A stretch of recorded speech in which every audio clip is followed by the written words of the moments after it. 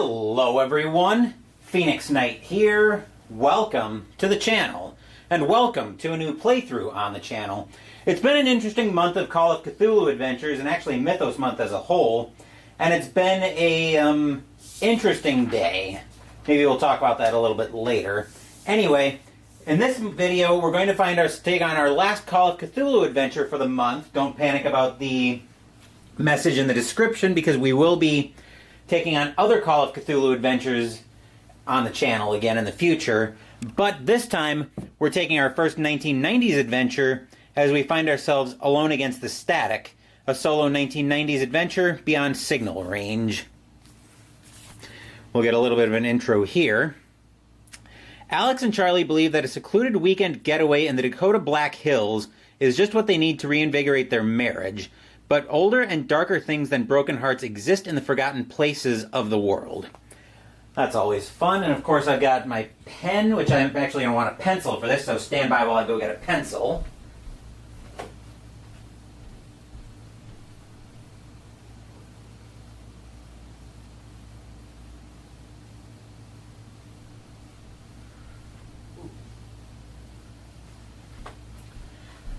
Also got to make sure I'm stable on my feet. Anyway, we've got our trusty dice cup just off. Actually, we're going to put that in shot because we've got that right here.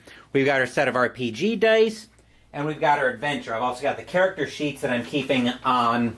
That I'm going. Oh, we'll show them briefly. So here's Alex. Quick look at his character sheet, and the back of that for a little background on him. And then Charlie, whose character sheet printed in a very obnoxious manner for me, because I've also been having some fun and games with my printer of late.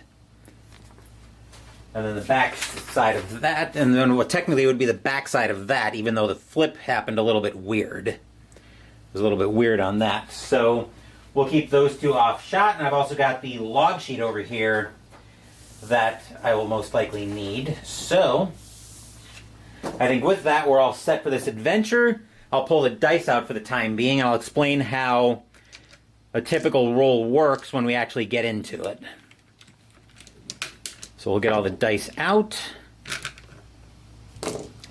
And let's jump in, and we'll start off with the intro. Just checking things over here. Okay. All right. At the start.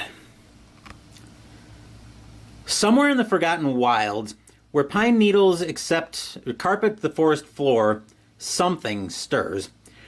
Wind whips around the Black Hills to places where bears, rabbits, and birds never visit. The trees of the surrounding forest shiver.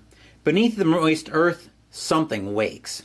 Shifting from beneath the soil, it erupts in silence from the ground. Its emergence reverberates throughout the wild. Far off, a wolf howls in mourning for what will soon pass. It pulls itself from the darkness and breathes. It blinks. Take your chosen investigator's sheet, roll 3d6 and multiply the result by 5 to determine their luck score and write the result down. To begin your adventure as Alex, go to 1. To begin your adventure as Charlie, go to 2. We're going to begin as Charlie, but first we're going to roll for luck. So 3d6 times 5. I got my 3d6 in my dice cup right there. So we'll give that a roll and see what our luck is for this adventure. Oop. Alright, 1 plus 2 is 3, plus 4 is 7, times 5. We're not going to have a lot of luck to play around with, so we've got 35 luck for Charlie. Which means we'll move over to 2.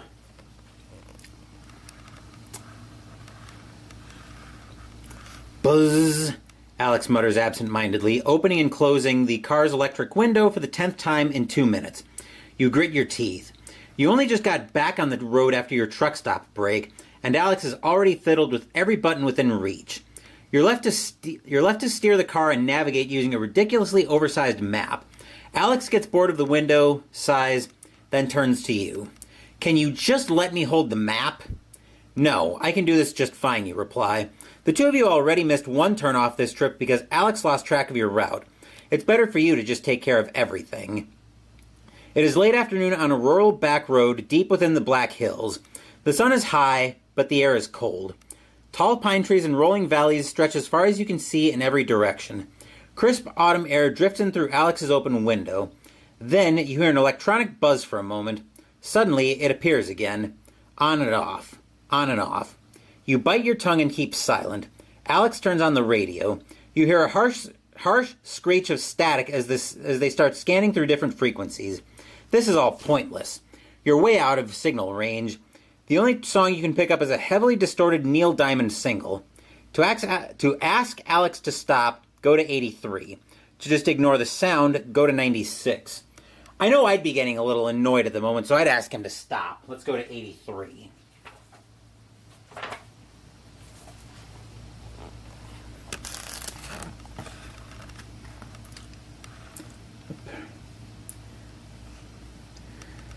Please. You reach over and turn the radio off. I can't think with that noise. Alex raises up their hands defensively. Sorry, they mutter, then turn back to the window. You look back to the road. In your peripheral vision, you notice Alex shoot an irritated glance your way. The longer this trip lasts, the tenser the atmosphere in the car seems to get. It's the next left, you say, and try to smile reassuringly. Alex doesn't answer. You continue deeper into the forest. The little road you're on winds erratically, dipping up and down as it weaves between hills. The sky gets lost in the branches of pine trees. As the evening shadows lengthen, you feel cold seeping in from outside. Go to 103. Okay, 103.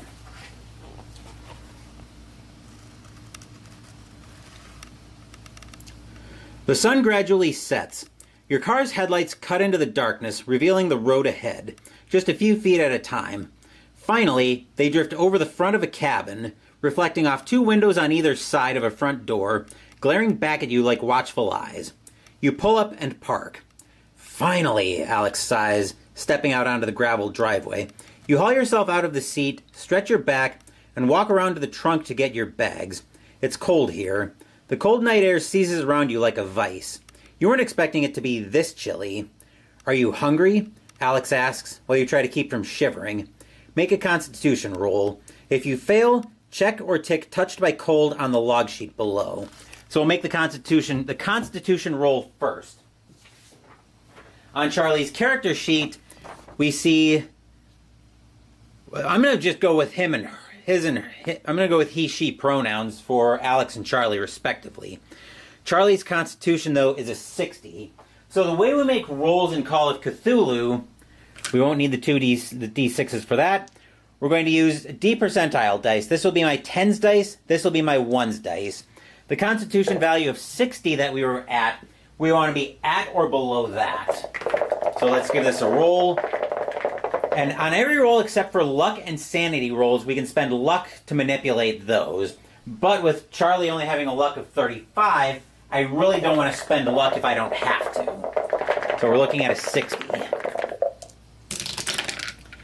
That's a 90, and I don't want to spend 30 luck right off the bat. So we're marking off touched by cold. Yikes. We're going to say that we are hungry. So 105.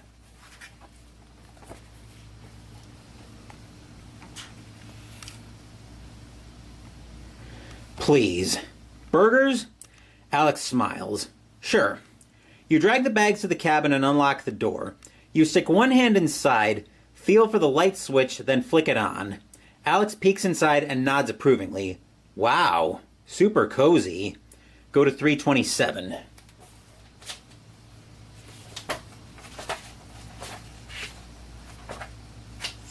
$327. Here we go. The cabin isn't very big. Your brother Mark, who owns the place, really exaggerated how luxurious it was. There's only one main room, with a double bed, a chest of drawers, and a corner set up to serve as a kitchen. There's no microwave. Both the oven and stove use gas. You see two doors, one leading to the rear of the cabin while another leads to a tiny bathroom. You just know it's going to be freezing in there. On the wall opposite the bed is a TV and VCR unit sitting on top of a cupboard. The whole cabin is lit by muted yellow bulbs. It's not dark, but it's not quite light either. The sight of the bathroom reminds you that you've just spent several hours driving. You excuse yourself and dart inside. While you're washing your hands, you catch sight of yourself in the mirror. There are bags under your eyes. You stop and sigh. A weekend getaway. Is this really going to solve all your and Alex's problems? To feel confident about the weekend, go to 124. To doubt this mission will fix your relationship, go to 126. Ooh. I guess without knowing some of the backstory between these two, we're going to... If we're looking at a weekend getaway, I'm not sure we're going to be able to fix this. Let's go to 126.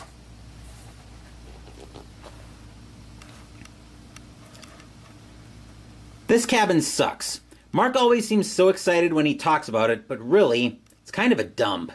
Maybe it feels nicer when you're visiting it with somebody you love. You and Alex haven't been that close in months. This is just one more failed attempt at reconciliation that you can add to the pile. At least you can look back on it as proof you really tried fixing things before the inevitable implosion. You stay in the bathroom for a while, glumly staring into the mirror. Minutes crawl past. You don't want to go back out there and face Alex. While you stand, waiting, you notice the bathroom door creak open just a little. Seems like the latch is old. You lean forward and quickly pull the door shut. When you lock it, it stays in place. Eventually, you admit you can't hide away in the bathroom any longer, so force yourself to walk back out of the bathroom with a fake smile plastered across your face. Woof. Sorry.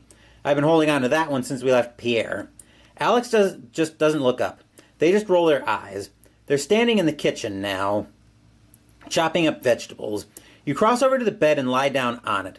All your muscles ache from the long drive. They don't feel better when you stretch. Alex says nothing. You want to talk to them but can't think of anything to say. What was it that Dr. O'Brien said the two of you should do if you were feeling distant? You can't remember. Soon, Alex serves up dinner. The two of you huddle at the small kitchen table and eat. Alex remains silent. It's difficult to tell what they're thinking. Check or tick occupied on the log sheet, and make a psychology roll to gauge how Alex is feeling. Succeed to 127, fail to 129. So we tick off occupied on the log sheet. Excuse me, and then we're making a psychology roll. Excuse me, we're making a psychology roll. Charlie's psychology is a 45. And the thing I like about these character sheets being pre-printed is they've actually calculated the half and fifth values for us already. So we are looking at a 45. That's a 6, which would be good for... That would be an extreme success. So we pass, and we go to 127. Alex is confused. That's the only time they ever go quiet. You watch them pick at their food half-heartedly. They're probably turning things over in their head just like you are. As much as you want to blurt out questions, to talk things through, you force yourself to keep silent. Alex doesn't like that kind of direct conversation. If you start asking questions, you'll probably just annoy them. The best thing you can do is just relax. Focus on doing the things you enjoy as a couple. It will remind them of how good things can be. That's the best way forward. Go to 234. Okay? 234.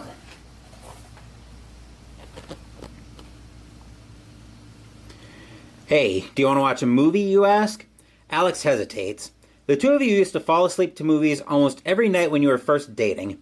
Alex chews the idea over for a moment, then nods. Sure. You take the dishes over to the sink and wash them up while Alex brushes their hair.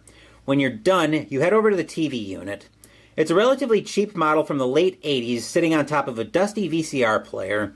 You switch both on, then open a cabinet beneath, looking for videos. Mark sure likes scary movies, you say, looking over the titles. 15 different tapes, and you're sure that covers pretty much every major slasher film of the last decade. God, none of these look good. There aren't any comedies? Alex asks from the bathroom. Make a spot hidden roll. If you succeed, 131. If you fail, 133. Charlie's spot hidden is a 35. So let's see what happens here.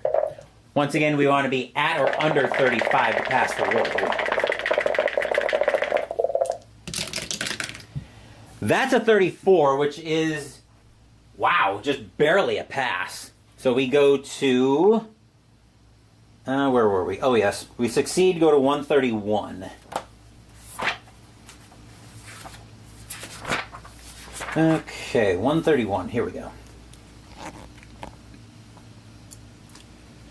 As you're leafing through the tapes, you notice something at the back of the cabinet. You reach inside and pull it out. It's an empty slipcase for a VHS tape. It's flimsy. Someone has scrawled a title on it in black marker pen. The Flowers in the Stream. You incredulously read the name aloud. What's that? Alex asks, coming out of the bathroom. Empty case. We should have stopped at a video store. I think these are all bootlegs. Alex walks over to you. They're smiling. Maybe they did some soul searching in the bathroom too. Is the tape still in the VCR? They ask. You lean over and press the eject button. There is a whirring of mechanical internals, then the unit spits out a tape. Aha! Alex says, stepping forward to pull you into a hug. Thank you, Charlie, they say. They rest their head on your shoulder for a second while you stand there holding the tape, sighing, I love you. Check or tick the Flowers in the Stream on the log sheet. To respond lovingly, go to 135. To change the subject, go to 137. Let's see, the Flowers in the Stream. So now do we want to respond lovingly or change the subject? Let's respond lovingly. Why not? Go to 135. You smile at Alex before replying, I love you too. The two of you stay quiet for a moment afterwards and enjoy the silence. Then, you bustle over to the VCR and get everything ready. Before long, the two of you are set up in bed, looking towards the TV, with the tape paused and ready to go. Ready to start, you ask Alex? They nod. Lights, camera, action. Go to 145. Okay. 145. When the film begins, the screen is black. There's faint music, but no opening credits. Then, the screen cuts to blurry footage that was clearly recorded on a handheld camera. Wow, is this one of Mark's home movies, you ask? Alex laughs, then reaches for the remote. Oh, I'm sorry. Wait a second, that looks familiar, you say, pointing at the TV. Alex hesitates. On screen, you see a wall of tall forest trees. Leaves and pine needles crunch under the feet of whoever's filming. The camera pans across the landscape, creating a blur of greens and browns. Suddenly, you spot Mark's cabin standing alone in its little clearing. A dull red sedan is parked out front. That's Julie's car, Alex says. This must have been after their wedding. The camera is shaky. Wind rushes across the microphone, causing a brief flurry of horrid scraping from the speakers. There's movement near the red car. A woman, Julie, is taking bags from the trunk. She's smiling. Yeah, Alex says. This must have been at least 5-6 years ago. Julie turns as the cabin door opens. Mark steps out, walks over, and takes one of the bags from her. They smile and exchange unheard words. You sit bolt upright. What the hell? What's wrong? It's only Mark. Yeah, so who's filming? Mark stammers and blinks. On the screen, Mark and Julie go inside and close the door behind them. The camera zooms in toward the window. The picture is a grainy blur of colors. You see movement in the cabin. The camera zooms even closer. Then, harsh wind picks up and howls through the speakers. The image smashes to a slurry of loud static. White noise booms out into the room. The sound drills into your skull. You feel like it's going to explode. You feel like it's going to make your head explode. Make a note of this entry number. You may need to come back to it. So we'll make a note of entry 145. Coming back to this. Make a sanity roll. If you fail, lose one sanity and check or tick unsettled on the log sheet. Alright, so Charlie's sanity starting out as a 50. That's not good. Well, it's about a 50-50 shot, but let's see what our roll is. And unfortunately, we can't use luck to manipulate this. Oop. That's a 3, though, so we don't lose any sanity from that. To cover your ears, go to 154. To scramble for the dial and turn it down, go to 158. My first instinct would be to scramble for the dial and turn it down, so don't over to 158.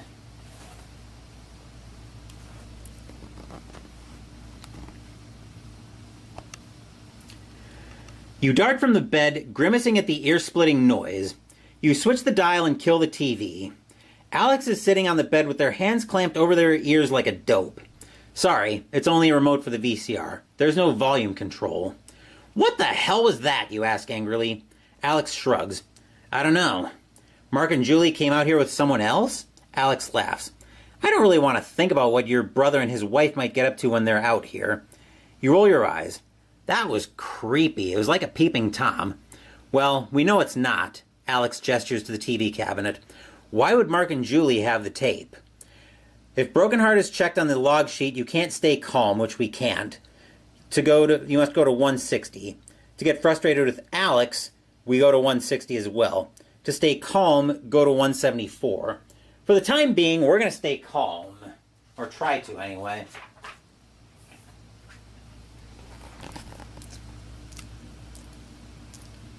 You shake your head and take a deep breath. You're right. It's stupid. Let's just forget about whatever the hell that was. You still want to watch a movie? Alex asks. Sure. Whatever's fine. One of those schlocky flicks, you say. Alex gets up. My pick? Your pick. Alex smiles and looks over the tapes in question. Ooh, this is a good one. You lean forward to look at a tape that has a guy wearing a pumpkin on his head on the cover. I think you'll even like it, babe. Somehow, I doubt it, you smile. No, seriously, Alex says and slips the tape from the case. It's about this guy who's a writer, and he drives up to the secluded town in Maine, right? Alex hits eject on the VCR. And anyway, the TV set blares to life. It bellows static through the cabin. Thunderous scraping and coughing bounces off the walls. You thrash and cover your ears. Alex is swearing, but you can barely hear it. The TV falls silent, and with it, all the lights in the cabin go dark. The power's out. Go to 193. Oh, that's always a good sign for the start of a weekend, when the power goes out right away.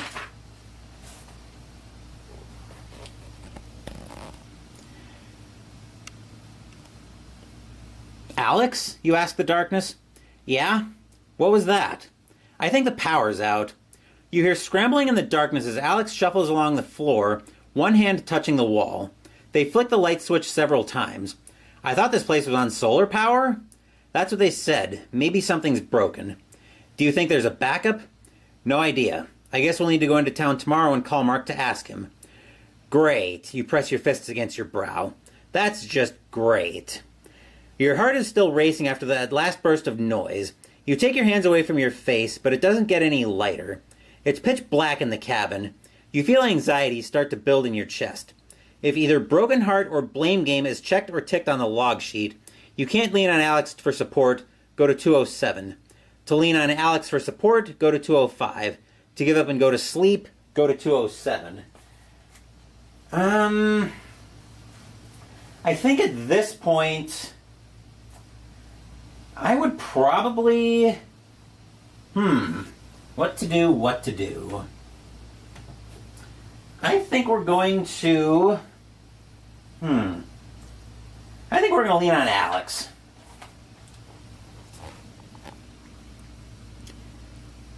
That was really loud, you say. You can hear a waver in your voice. Alex clearly does too. Yeah, don't worry about it, it's fine. You hear approaching footsteps, then the bed frame creaks as Alex crawls onto it. In the silence following the outburst from the TV, even the slightest sound rings deafeningly loud in the quiet. You feel Alex cuddle up close to you. I'm sorry, Alex says. Don't be. Don't worry about the TV. We'll fix it tomorrow. If not, we can just go hiking instead. You murmur softly in agreement.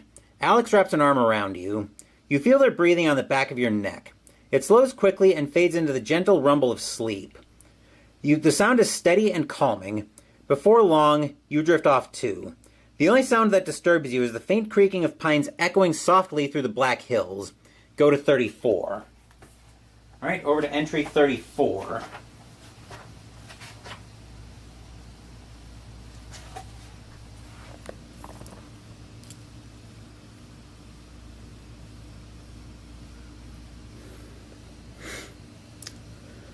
When you wake in the morning, you are alone. You stir in the bed and sit up. Babe? There's no answer. The only sound is the wind outside, carrying with it a gentle morning bird song. You get up and cross to the kitchen.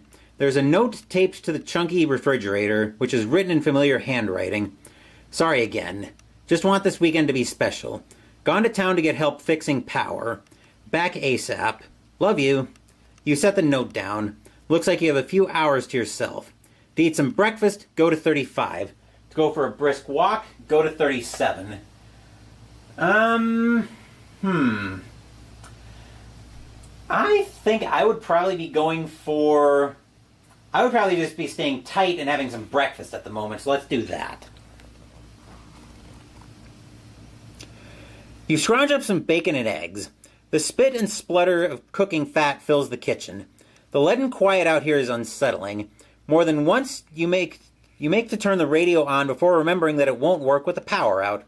You poke at your eggs idly with a spatula and slowly run your eyes across the room. They land on the dormant television set. Your heartbeat quickens. You frown. It's embarrassing how much that stupid videotape affected you.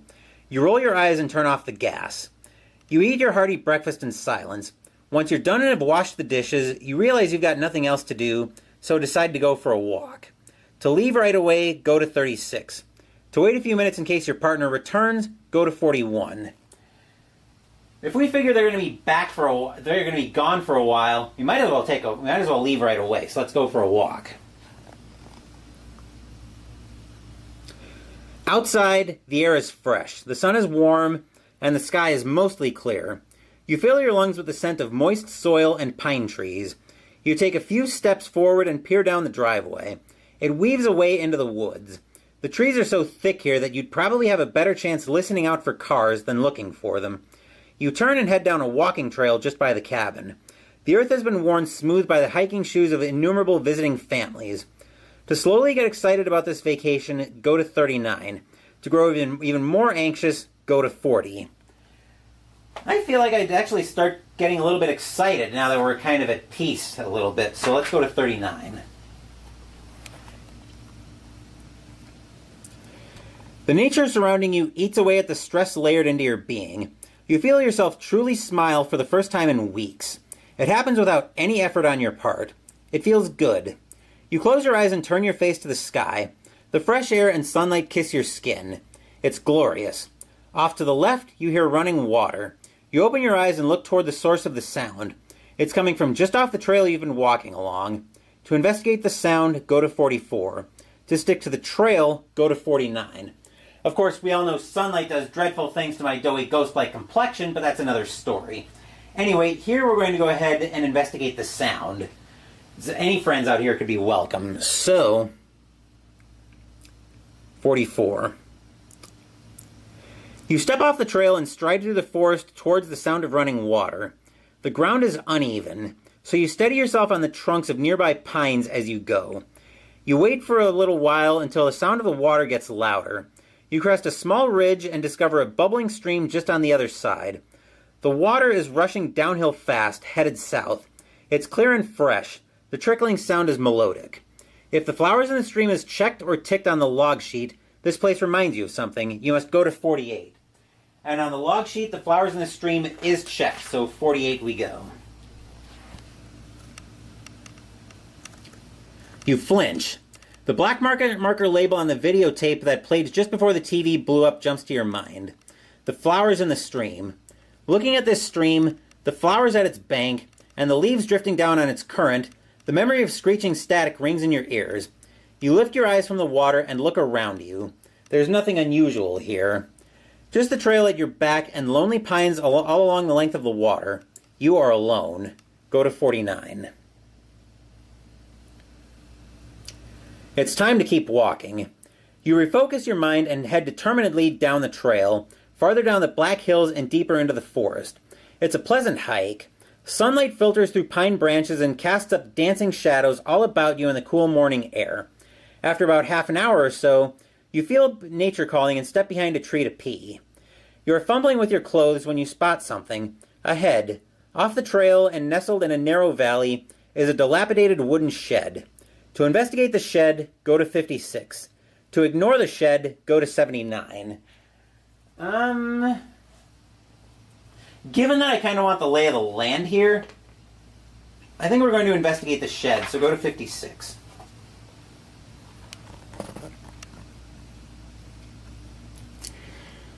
You step through the small clearing where the shed leans lopsided against a rocky, moss-ridden mountain wall. It's not large, maybe half the size of Mark and Julie's cabin. It's made entirely of wood. A rotting piece of pine serves as a makeshift door that's only just still hanging from the frame.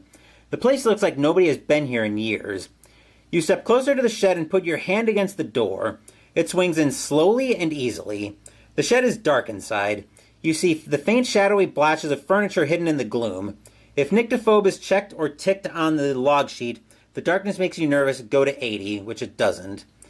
To leave the shed behind, go to 79. To step inside, go to 57. Well, we came this far, we might as well step inside and check it out. So, 57. The only light in the shed comes from the open door and a few cracks in the uneven weatherboard walls. There's no windows. It's like this place was designed to be gloomy.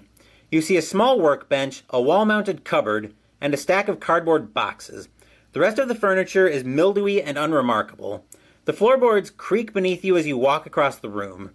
Depending on your choices, you may return to this entry several times. Select an option you have not already chosen. To search the cupboard, go to 58. Look over the bench, 62. Rifle through the boxes, 65. To leave the shed, 78. Let's start off with the cupboard.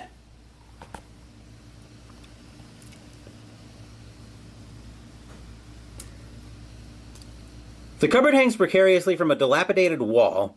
It has a stressful forward tilt, gripped by gravity.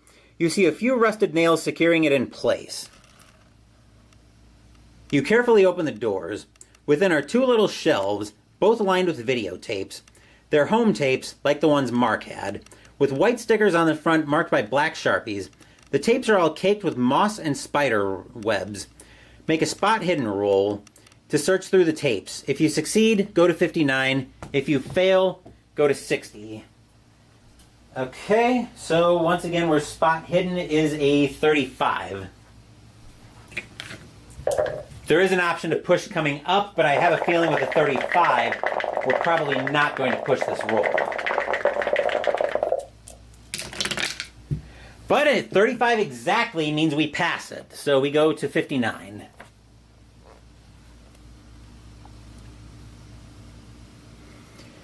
You notice an empty space in the row of tapes where one is missing.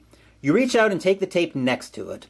It is a little less damaged than the rest. Maybe it'll still work. The black marker title reads, "The Quiet in the Evening." You take the tape and tuck it away. All the videos have weird names. You note a few. The sun with the trees, hoping it erupts, the way she moves in the night, and the cry of the children. You narrow your eyes, anxiety rising, and gently close the cupboard door. Check or tick the quiet evening on the log sheet, go to 57. We'll go back to that in a second, but we check the quiet in the evening.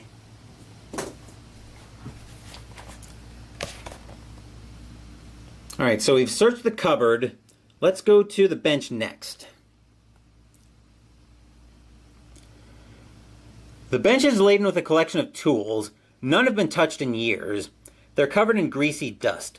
You see a dull gray hammer. Perhaps it could be useful. There's also what looks like a specialized miniature screwdriver set. To take the hammer, go to 63. To examine the screwdriver set, go to 64. Otherwise, back to 57. Let's have a look at that screwdriver set. 64.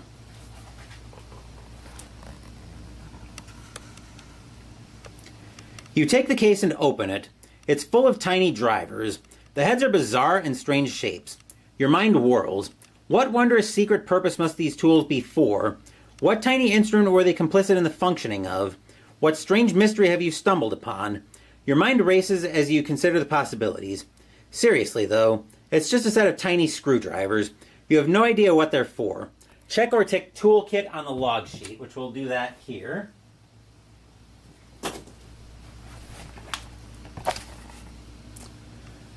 If tech support is checked or ticked on the log sheet, you suddenly realize the screwdriver set's purpose, go to 76. which tech support is not checked, so we're going back to 57. All right, boxes next.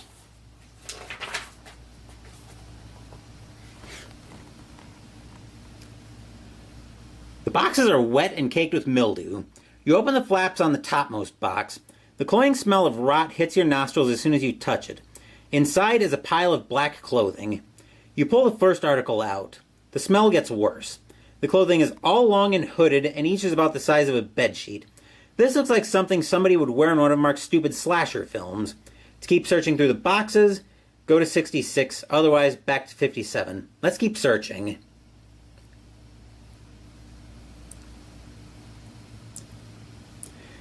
You move the topmost box aside and open the next one down. This one has been more successfully protected from the elements. Inside is a collection of dirty glass jars, a long dagger in a leather sheath, and a handheld camcorder. Depending on your choices, you may return to this entry several times. Select an option that you have not already chosen. The first time you read this entry, if unsettled is checked or ticked on the log sheet, you must go to 67. And unsettled is not checked. I thought it was. Jars to 68, dagger to 69, camcorder to 70, leave the boxes alone, back to 57. Let's look at the camcorder first. The chunky handheld recording device makes you shiver. Was this what filmed the video you watched last night? The device is maybe 4 or 5 years old, but it's decayed significantly. It must have been left here to rot while it was brand new. To press the button and see if the camcorder works, go to 71. To put the camcorder away, go to 66. Let's have a look, see if the camcorder works. You press all the buttons on the camcorder, but nothing happens. The battery is almost certainly dead. You can feel something rattling around inside, probably another tape. The eject button is jammed, though. Check or tick tech support on the log sheet. All right, tech support is now checked.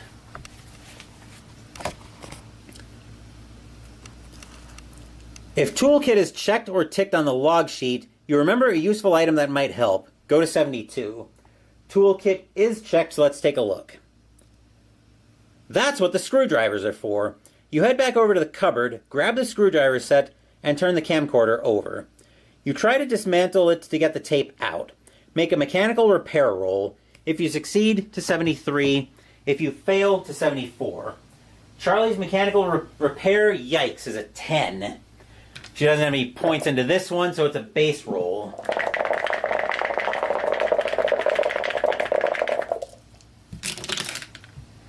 That's a 22. We could spend 12 luck. I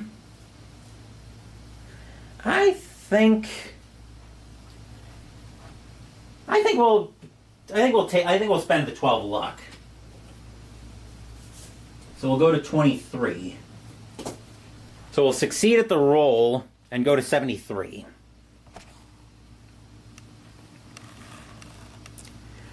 You fiddle for a while with the tiny screwdrivers. After a few false starts, you hear a click. Huzzah! The eject button pops back into place. You press it and the little analog mechanisms within release the tape. You remove the tape from the camcorder. Written on the side in black marker is the couple who came to the cabin. You feel immediately queasy, but your curiosity is piqued. You take the tape. Check or tick the couple who came to the cabin. Go back to 66. The couple who came to the cabin. With some of these titles, I don't like where this is going, so back to 66.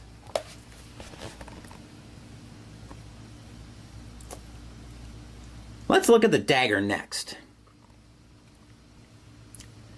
The dagger's bigger than it first looked. The blade is about the length of your forearm. That's a big blade. You remove the leather sheath and look at the glistening steel. You see your reflection, shadowed in the gloomy half-light, staring back at you. The weight of the dagger feels good in your hands. You feel an urge to take it along with you. To take the dagger, check or tick razor sharp in the log sheet and make an occult roll. If you succeed, to 361. Fail to 362, otherwise back to 66. So we are going to take the dagger, ticking razor sharp, and make an occult roll. Charlie's occult roll is a 5. Yowza.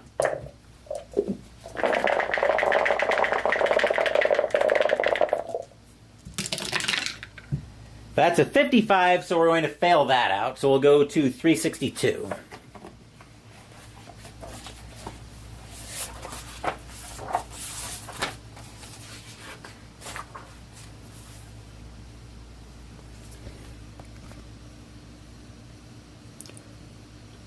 You see your distorted reflection in the dagger's blade. It makes you think about funhouse mirrors, like the ones at a tourist beach town you visited as a kid. You never liked it there. Go to 66. What are we starting to find out? Let's look at the jars next. You pick up one of the jars. Each contains a viscous, black substance. The stench of urine is immediate and overpowering. You set the jar back down. Disgusting. Yes, it is. Back to 66. Alright, so we've examined all of those. Let's leave the boxes alone. That brings us back to 57, and now we're going to leave the shed since we've done everything here. So 78.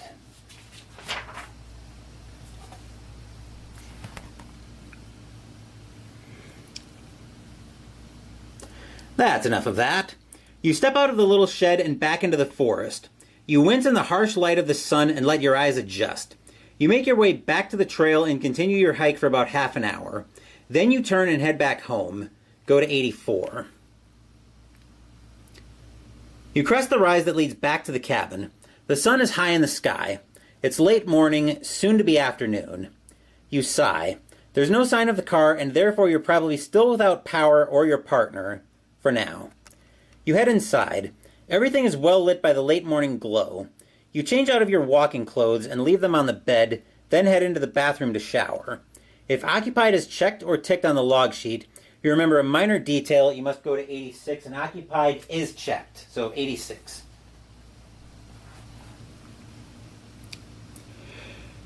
You close the door behind you and turn on the shower faucet. Water cascades into the waiting tub below, filling the room with a constant loud drizzle that is almost reminiscent of white noise. The pressure is lousy without power to the pump, but gravity does most of the work. Thank God the water heater is gas-powered. You pause, remembering that the bathroom door doesn't keep itself shut. You push it closed harder and put the latch on it to secure it in place. You step out of the shower and step into the shower and wash the morning hike away. To stay for a while and enjoy the soak, go to 90. To shower quickly, go to 92. I want to take a little bit to linger and enjoy the soak. So 90. The water is wet, warm, cleansing, and healing. You love the feeling of it running over your skin. You swear the water even smells different to the water back in the city. You stay in the shower until you're completely relaxed, ready to face the afternoon with a smile. Heal 1 hit point and restore 1 d4 luck points. Go to 92. Nice! So just like it sounds there, we'll get to roll our d4 and restore that much luck.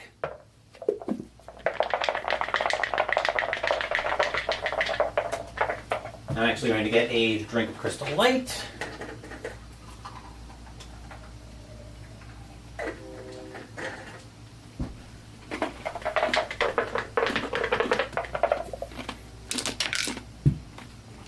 Nice.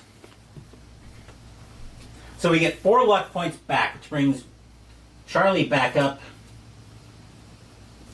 to 27 luck.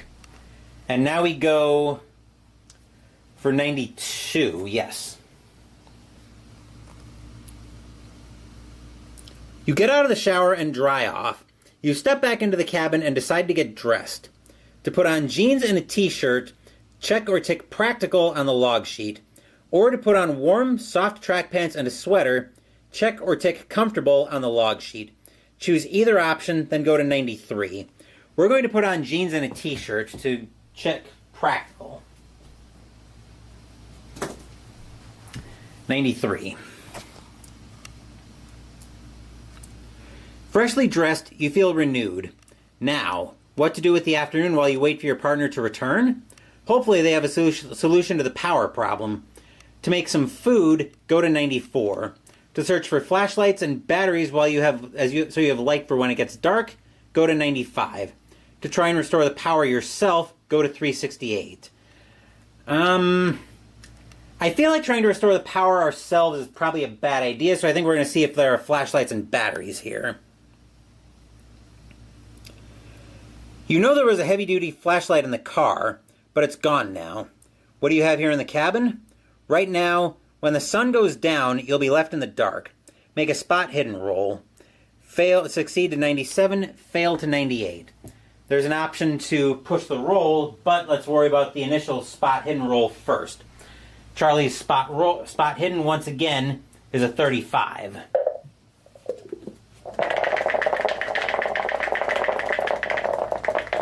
Excuse me. That's a 6, so that's good for a success, which would technically be an extreme success, but we don't have to worry about that, so we go to 97.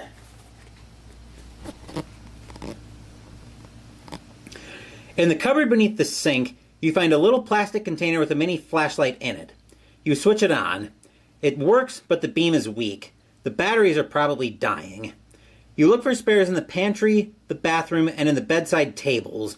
Eventually, your gaze settles on the TV cabinet. You cross the cabin to the television and perch on your knees in front of it. You open the cabinet and scan over the videotapes. You move some of them aside to look deeper into the cabinet. In the dark, right at the back, you find a blister pack of batteries. They must be kept here for the remote control, but they fit the flashlight. Jackpot. You swap the batteries out. The beam becomes much stronger. Check your tick fully charged on the log sheet. Okay. Fully charged. If well fed is checked or ticked on the log sheet, you're bored, you must go to 108, but it's not checked. I checked that when I was marking off fully charged. To cook some food, go to 94.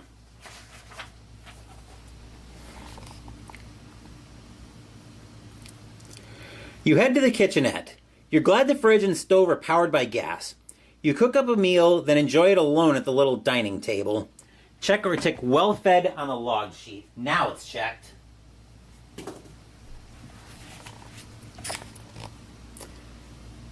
If survivalist is checked and it's not, to eat and enjoy the food, go to 106. To pick up the plate unenthusiastically and worry about your current situation, go to 107.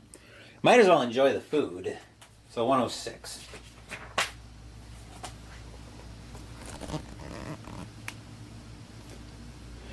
Delicious. Truly. You are a Michelin level chef. Anyway. If fully charged or running on empty are ticked on the log sheet, you're bored, you must go to 108. Fully charged is checked, so we go to 108.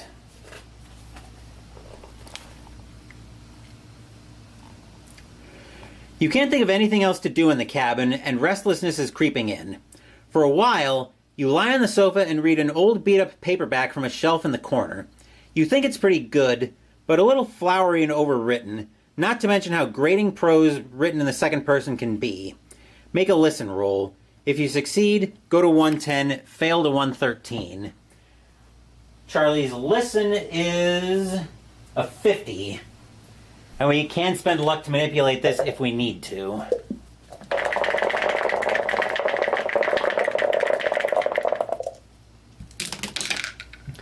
That's a 97, though, so we're going to fail that. The question is, do we want to push the roll?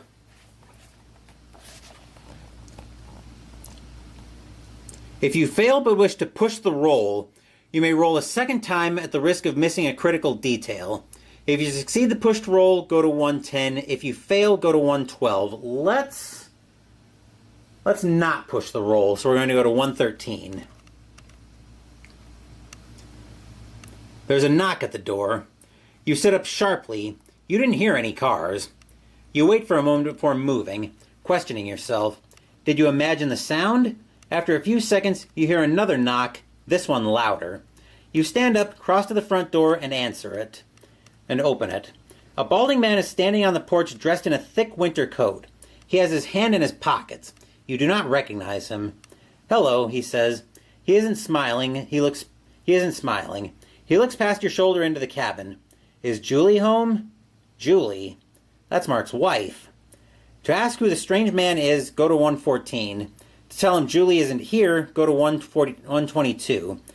I want to know who this guy is first. So, 114. Sorry, who are you, he asks. He ignores your question. Julie. Is she home? Make a spot hidden roll. If you succeed, 115. Fail, 118.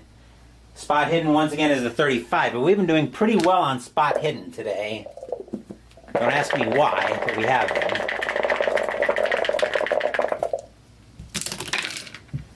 And that trend will continue with a 10. That's good for a hard success, but again, actually 10 is an extreme success, but that will do here. So we succeed at 115.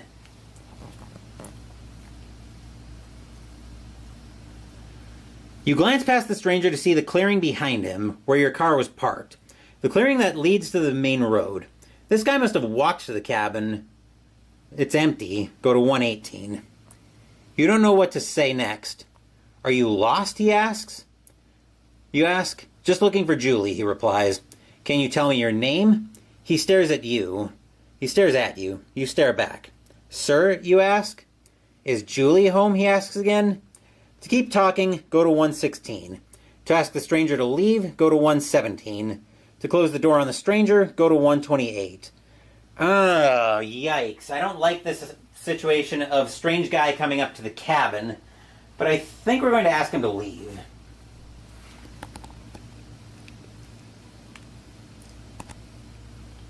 This stranger gives you the creeps, yeah. He's placed awfully close to the door and is standing kind of funny. Sorry, you have to leave, you say. Why? Because this is private property. He stares at you without responding. He is silent for an uncomfortably long time. He isn't moving. Just go, you say. I don't want to have to call the police. You got a phone in there, he asks. You stay silent. You know you don't. You try to reason with the stranger, scare him off, or just shut the door in his face. To scare off the stranger, make an intimidate roll. If you succeed, 119. If you fail, 130. To reason with him, make a persuade roll. To succeed to 125, fail to 136. Or shut the door in his face, go to 128. That seems like a pretty bad plan to just shut the door. But let's see. Well, we could try either one with an intimidate or a persuade. Let's try a persuade roll at a 60. See if we can reason with this guy. So persuade is a 60.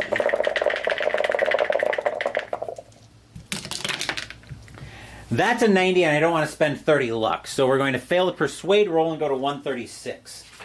This could be bad.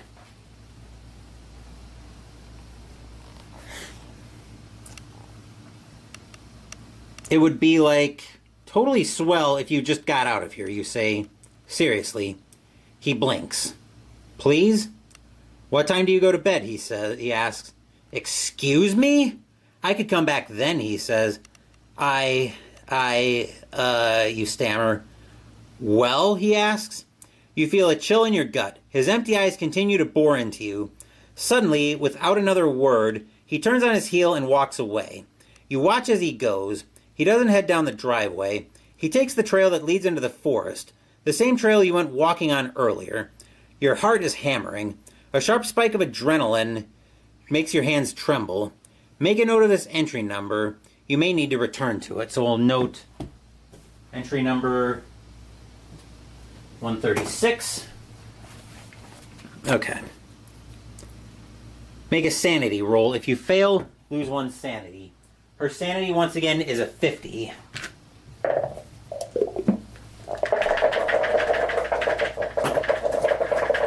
So make a note on the current sanity.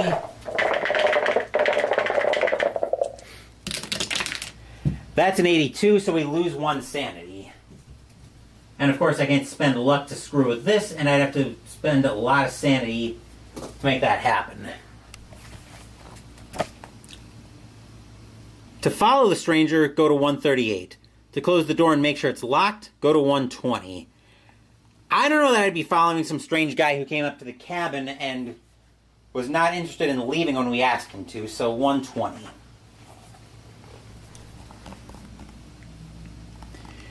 You need to make sure the cabin's safe.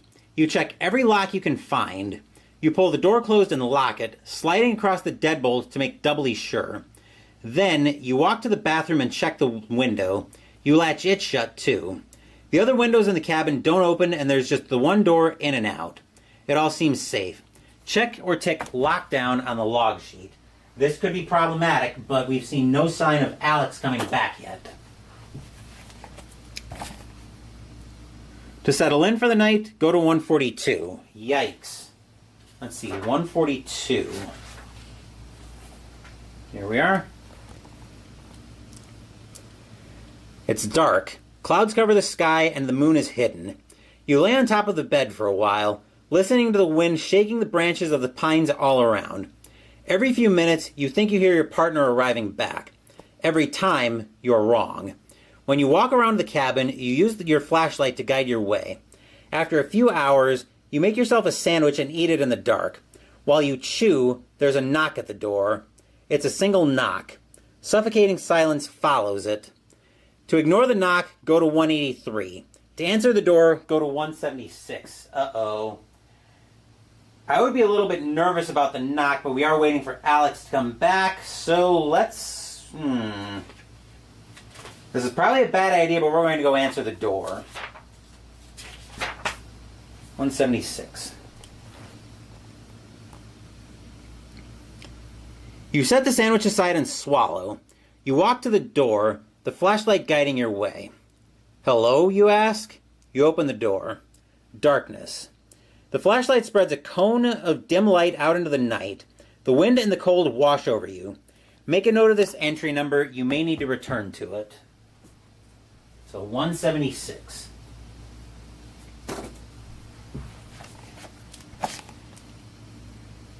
Make a sanity roll. If you fail, lose one sanity. Delightful.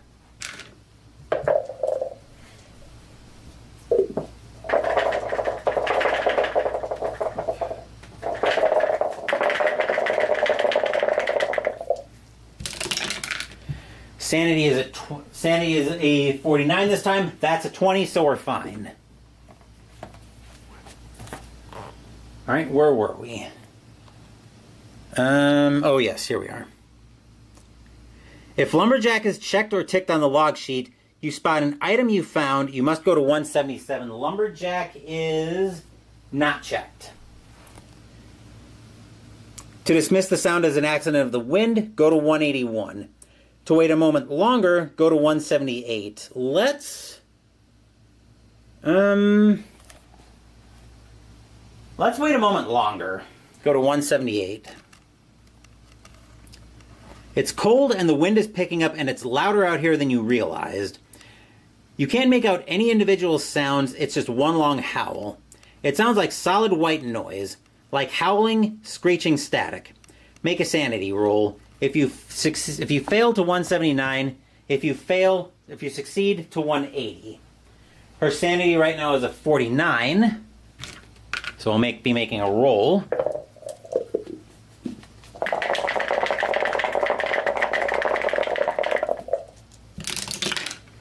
That's a 63, so we fail that, and that goes to 179.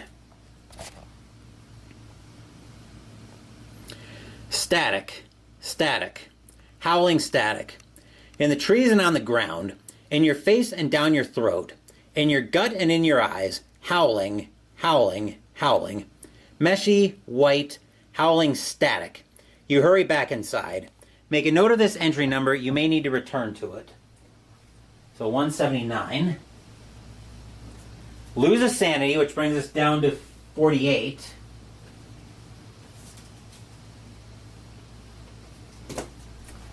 And go to 181. You close the door. You didn't realize how cold it was until the slight warmth of the cabin returns. You go back to the kitchen and sit dejectedly before what is left of your sandwich. Later, you follow the flashlight back to the bed and get under the covers, rubbing your arms and legs to stay warm. Upon the cabinet at the foot of the bed, the television turns on. The power is back. To start turning on the lights, go to 184. To inspect the television, go to 185. Let's take a look at the television first. I don't feel like, with somebody wandering around and somehow the power back, something's not right. So let's inspect the television.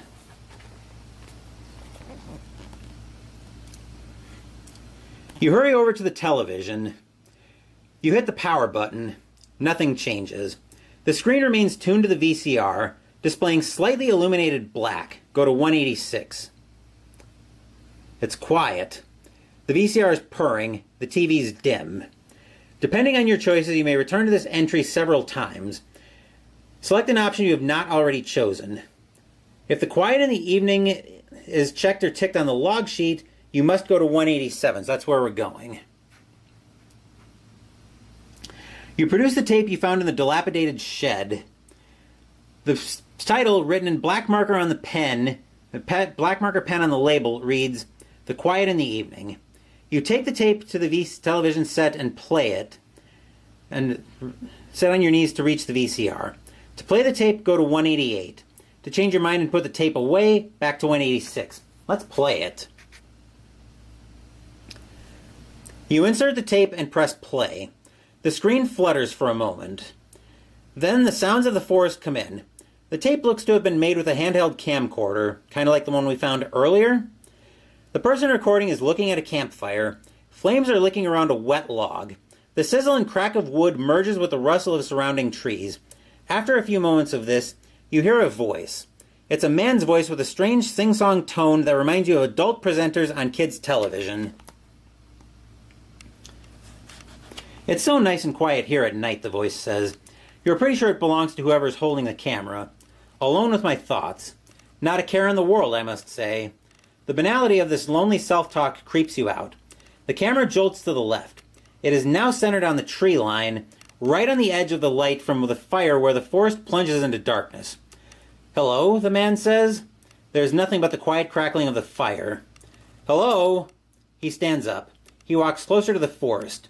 Is someone out there? Faintly, somewhere in the dark, you hear the muted sound of shouting. What did you say? The cameraman calls. Again, the muted sounds of yelling. The cameraman stands staring into the dark for a few moments longer.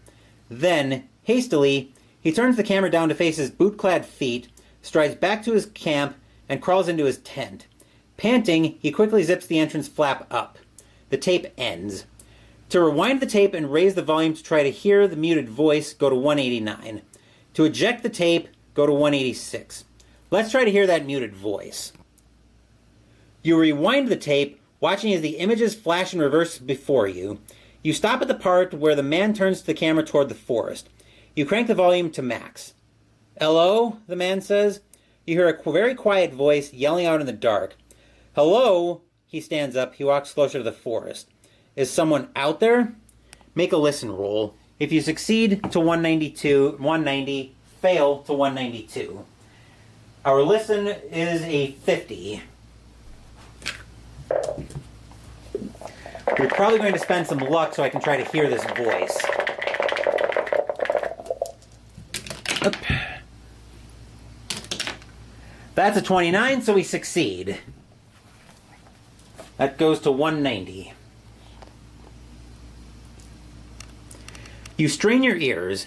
The reply is faint, made in a haggard voice. It's eating me. What did you say? The cameraman calls back. Again, the haggard, horrid, screaming voice replies, It's eating me. The cameraman stands staring into the dark for just a few moments longer. Then, hastily, he turns the camera down to face his boot-clad feet and strides back to his camp and crawls into his tent. You hear the distant voice call out one last time. Help me! It's everywhere! I can't hear... The tape ends. Make a sanity roll. Succeed to 191, fail to 194. Charlie's sanity here is a 48.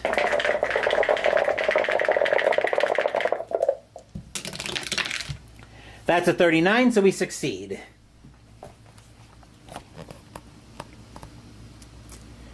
You feel a cold knot in your stomach. You swallow against it. You manage to hold yourself together, but only just. Make a note of this entry number. You may need to return to it. Lose 1 sanity, go to 186. So now we're down to 47 sanity. And we're back to 186. Before we do that, though, I'm going to get a dial so I can track my sanity. Actually, I'm going to track both my sanity and my luck. So I'm going to set up 2 different dials. Both of these I'm going to keep off shot. So let's see. We are going to set this one on 47 sanity. And this one's going to go to 27 luck. We'll keep track of sanity and luck that way instead of using pen and pencil and paper. 186. The couple who came to the cabin, I believe, is also checked. Yes, it is. So let's go to 196.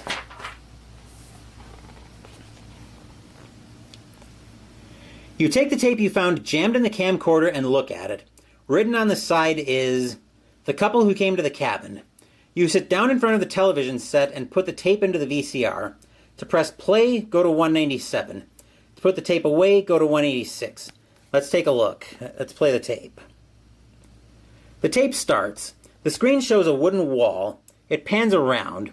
Your stomach sinks as you realize that the screen is showing the interior of the cabin, the one you're currently in.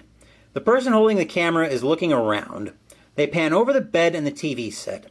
Then they turn to the kitchen where a blonde woman is unpacking grocery bags. You feel a wave of relief when you realize the woman is Julie, Mark's wife. Hey, Mark must be holding the camera. Hey, hot stuff, he says. Julie looks up and laughs. Oh God, put that away. We're here live in the Dakota Black Hills with Julie Montgomery, he says and closes in on her smiling face. Julie, is this your first time in the hills? She rolls her eyes and continues to unpack the groceries but plays along. No, it's my second. I'm pretty sure you were here with me the first time too, reporter Mark. Okay. Mark steps around the kitchen table, closer to her. But can you confirm the rumors that you fell madly in love with a handsome member of the press during your last visit? Julie shakes her head. No, those rumors are unfounded. She chuckles and bats at Mark with a brand new stainless steel frying pan pulled from a grocery bag.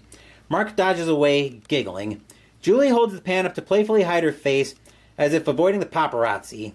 Well, Julie, we'll just have to... The camera swings around and looks at the cabin door. You hear Julie off-screen ask, was that a knock? I think so, Mark says. The cabin drops to the side, showing an upside-down picture of Julie in the kitchen, while he walks to the door and answers it, and opens it. Can I help you? You cannot see who he is talking to.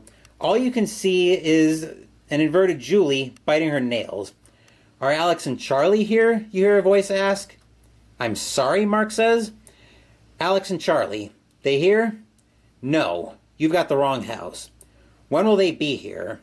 They won't be here. I'm sorry, who are you? Silence. Julie backs into the kitchen, away from the door. Hey, Mark says, come back. The tape ends. Make a sanity roll. Succeed to 198, fail to 199. Her sanity, once again, is a 47. Sanity is just being chipped away here.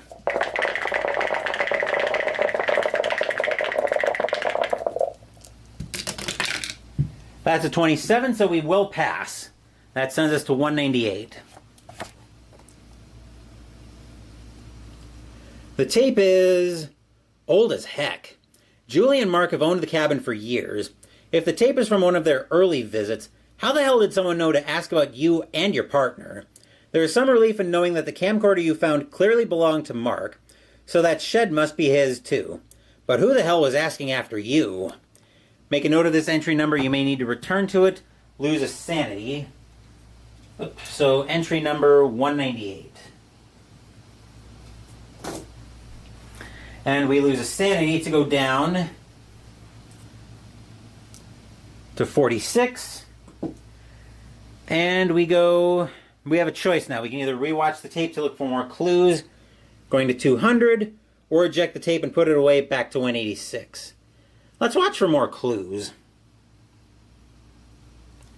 You rewind the tape and try to hold back the borderline panic threatening to overwhelm you. When you hit play, Mark and Julie repeat their exaggerated pantomime once more. You stare at the action, eyes flicking across the screen, desperate to find any kind of clue. When the camera swings toward the cabin door, you hit pause. Make a spot hidden roll. Succeed to 202, fail to 201. Okay, that's a spot hidden roll again, which is a 35.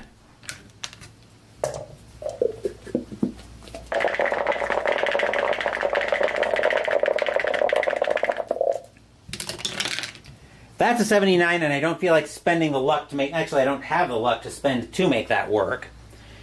So we're going to go to 201. We're just going to fail it out. Your eyes dance over the pixelated footage. You lean closer, studying, listening, looking for anything that might be hidden in there, but there's nothing. If there's another secret hidden inside the tape, you can't figure it out. Eventually, dejected, you eject the tape. Back to 186.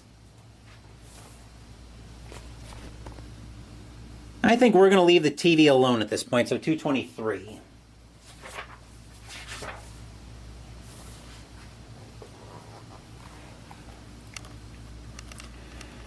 You turn away from the television set and cross over to the bed.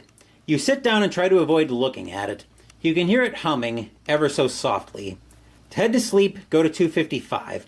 To step out onto the porch and look one last time for the return of your partner, go to 224. Let's just go to bed. Actually, yeah, let's just go to bed. 255. I was about to head to finding our partner, but we're going to go to bed.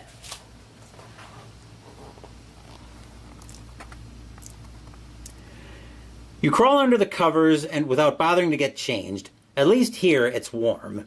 You set the flashlight by the side of the bed and switch it off. Then, you curl up around your pillow, listening to the sound of the wind outside and wait to fall asleep. If lockdown is checked or ticked on the log sheet, you must go to 256 and lockdown is checked on the log sheet. Just going to check something here real quick. Just make sure there's nothing crazy going on here. Okay. Alright, so we have to go to 256 on lockdown. A thump at the cabin door startles you awake. You hadn't been asleep long. You fumble for the flashlight and switch it on. You draw the lights to the cabin door. It sits there, still locked, just as you left it. The door suddenly shudders with another violent bang. You hear a hoarse grunt just before the impact. Someone on the other side. A man by the sounds of it, is yelling incomprehensibly. He is pounding against the door again and again. It shudders under his weight. The door frame is slowly beginning to split. To call out to him, go to 257. To hide, 239. Find something to defend yourself with, 241. Brace the door so it stays shut, 237. Let's call out. Who's there? You cry. The man outside screeches wordlessly in reply. He thrashes more violently against the door. The hinges begin to creak. The lock bulges. He's going to break down that door any second now. To hide, go to 239. To find something to defend yourself with, 241. To brace the door so it stays shut, 237.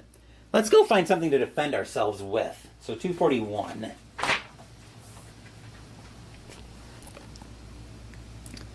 You search around for something, anything, to defend yourself with. If in case of emergency is checked, and it's not, I don't think, no. But our next option, razor sharp, is. You remember a sharp weapon, go to 243. You have a weapon. You hurry over to the pile of clothes you wore earlier on your jog, rummage through them, and draw out the long, beautiful dagger that you found in the shed this morning. To wield the dagger, go to 253. Change your mind, back to 241. At this point, I think we're going to grab the dagger. So 253.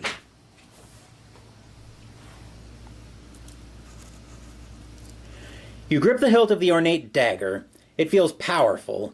You feel powerful. You make your stand just by the door, brandishing the knife. You're ready. A few seconds later, the door bursts open and the stranger steps through. He charges right at you. Check or tick knife to a gunfight and go to 259.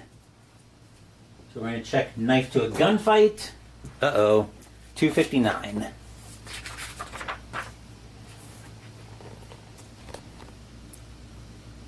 The stranger's bigger than you. He's crazed, wild, and violent. He thrashes with empty hands at the air around him as he crosses the room in large, rapid strides, closing the distance. To try and get out of the way, go to 262. To attack him as he approaches, go to 260. If he's bigger, I feel like I want to be out of the way at this point. So let's try to get out of the way. You weave sideways and try to slip out of the stranger's reach. If you succeed, 263. Fail, 272. Charlie's dodge, half of her dexterity, which is a 32.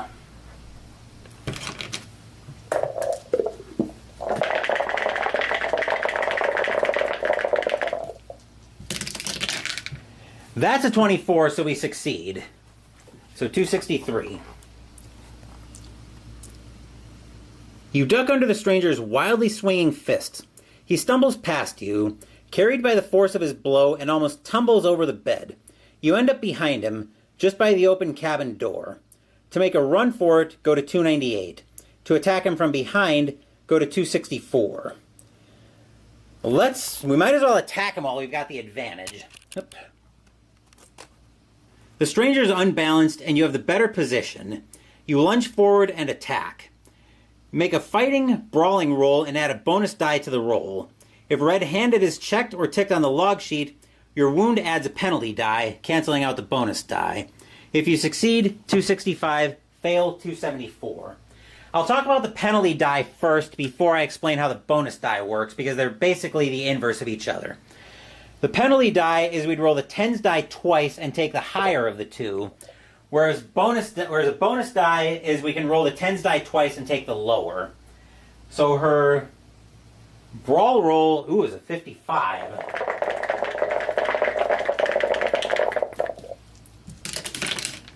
That's a 37, so we are going to pass this either way.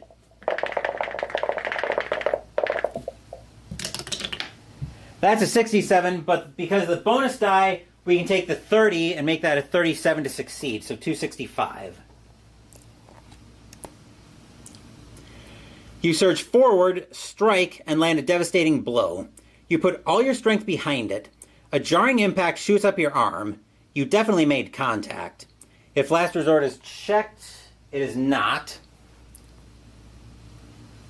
If blunt force trauma is checked, that is not.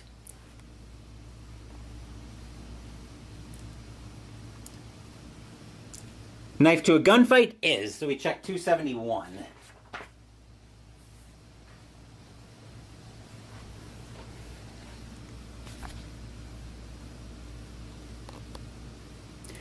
You drive the ornate dagger to its hilt into the center of his chest. The stranger steps back, stumbles, and falls to the floor. He stares down at the dagger, still embedded inside him. Hot blood seeps in rivers down his belly onto the cabin floor. Your mouth hangs open in shock. You're still trying to comprehend what just happened.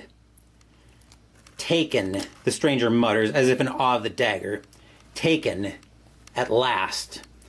He smiles at you. The child is free. His smile cracks into a demented laugh. You see unbridled joy shine across his face.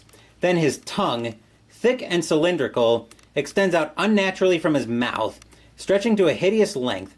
It is a whipping, foul tentacle. You cry out in terror. A moment later, a second, then a third tentacle burst forth from the man's rib cage. They are fleshy, warped, and coated with the viscera of their host. They slam into the ground and begin to lift up the still laughing body before you, like some kind of macabre puppet. All the sounds around you start to morph into the steady whine of static. You are overwhelmed. You turn and sprint out of the cabin, away and into the night. Make a note of this entry number. You may need to return to it. So 271.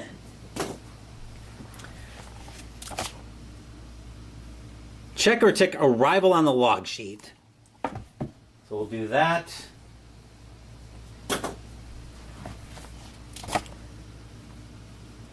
Then we'll make a sanity roll. If we fail, lose a d6 sanity, and we'll go to 298. Sanity is a 46, so I'm going to roll this with the D percentile for the sanity roll, and I'm going to throw the d6 in there in case I fail the sanity roll. If I pass the sanity roll, obviously I ignore the d6, but if I fail, I've already got the d6 in there. So her sanity is a 47. Actually, her sanity right now is a 46. I'm using the dials, silly me. Alright, that's a 19, and good thing we passed that, because otherwise we would have lost 5 sanity. Okay, so 298.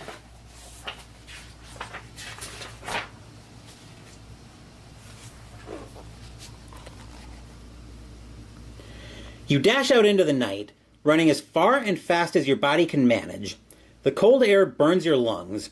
The surrounding trees sound alien as they rustle, making you all the more terrified. Every few minutes, you emerge from the trees to a section of dirt road. You keep praying that you'll see your partner's car arriving, but deep in your soul, you know it won't come. After almost an hour of mad flight, you come to a crossroads. You recognize it from your journey up to the cabin. You're not sure which direction leads to the highway, and which leads deeper into the woods. The forest feels inescapable. Make a navigate roll. If you succeed, 299. If you fail, 320. Charlie's navigate is a 40. So we'll see what happens here. Once again, we have 27 luck that we can spend into this.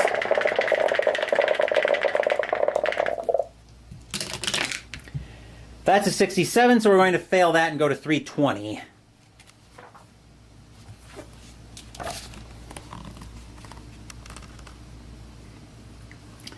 You pick one path and follow it. You race along it for almost an hour. Even after that time, you're not sure if you've gone the right way. The woods around you are endless. The hills are treacherous. Before long, you lose your bearing. It doesn't matter if you took the right way or wrong way at the crossroads. You get tangled up in your own hurried flight and lose all sense of direction. Everything here is identical. Just great looming black shapes, any of which you feel like could suddenly come to life, loom down, and devour you. This isn't right. It isn't right. Make a sanity roll. Succeed to 321, fail to 322.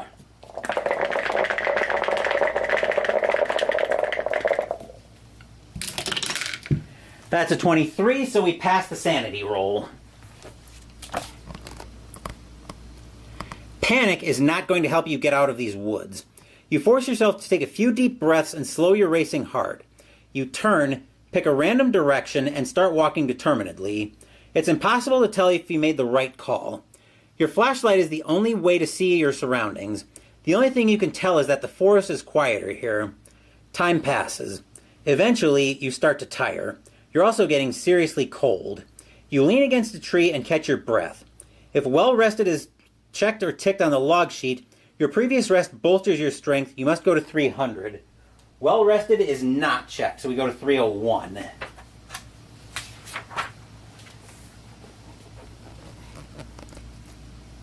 You try to catch your breath, but it doesn't seem to work. Your hand slides down to the base of the tree, and you collapse down against its roots. You suck air over and over. Your lungs feel icy. Despite the horrible situation you find yourself in, your eyelids feel heavy. You're not sure how long you wait, but it is some time until you feel as though you can get back to your feet. You stand slowly, teeter, but manage to forge on. Right now, you just need to put some distance between yourself and the chaos you escaped from. When the sun rises, you'll be able to reassess and find your way back to civilization. Make a note of this entry number. You may need to return to it. So 301. Take 1 point of damage, which will bring her to 12 hit points. I'm going to grab another dial for that. Actually, I'm going to grab a few of these dials. Okay, so what do we want? 1 point of damage. This one's going to be set to 12 for her current HP. I'm keeping all my dials off shot, and then we go to 302.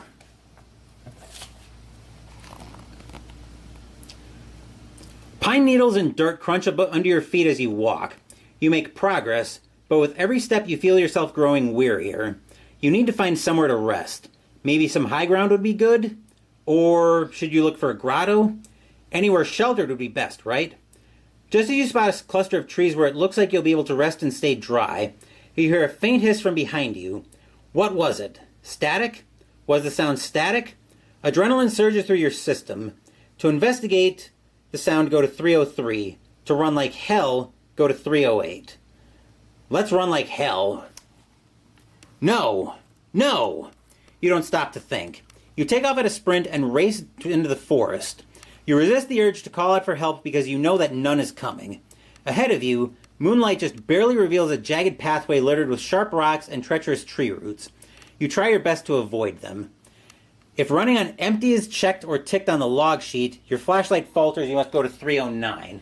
Running on empty is not checked.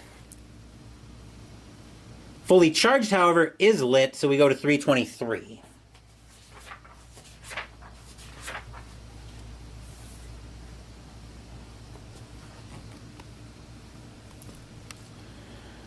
Without light to guide your path, you'd almost certainly break your neck running over the uneven ground ahead. You silently thank your lucky stars that you stopped to add extra batteries to your flashlight. You dodge between the hazards and leave the sound of static behind you. After a minute or so of mad dashing, you can hear nothing but the rustling of forest pines. Just as you're about to stop and catch your breath, you suddenly break through the trees and emerge, blinking, into a large moonlit clearing. Without the pine trees hiding the light, you can see much more clearly here. The clearing you've wandered to isn't very large, but somebody has still set up inside it. You see a small tent next to a dormant fire pit. Maybe you've found help. If familiar face or wrong turn is checked or ticked on the log sheet, you recognize this campsite and must go to 266. Neither one is checked. And neither is broken heart, so we go to 275.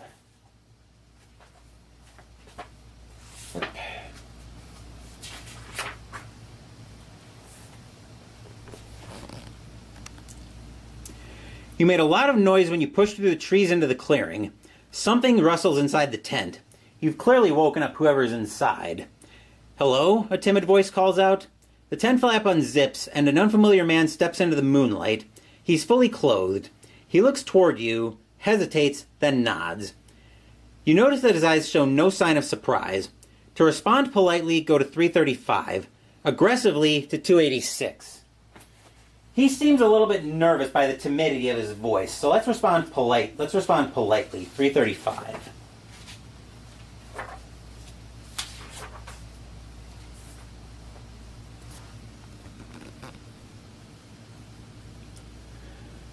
Okay. Hello, you call out. You struggle to keep terror or anger from creeping into your voice. The man approaches you. He's smiling. Don't worry, the man says, and holds his hands up, empty palms turned toward you. It's okay. I'm your friend. His voice is small and falls eerily. His eyes are wide with excitement. You look around, but there's nothing in the clearing that gives you any new insight into what's going on. What's happening, you ask. You don't expect a real answer, but to your surprise, you get one. I'm someone who can hear it, the man says, then lowers his head. Hear what? The child. What? The child of the forest. You've heard it too. I know you have. When it weeps, it sounds like static, you say. The man smiles. Yes, I knew it. You have heard it. You hesitate. If Alex is ticked on the log sheet, Alex has indeed heard the static. Go to 336. If Charlie is checked or ticked on the log sheet, Charlie has indeed heard the static. Go to 285, except, wait a second. Neither Alex nor Charlie is checked. Something's not right here.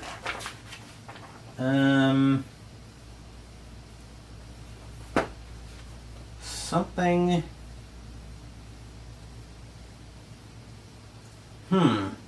Except there's no option of...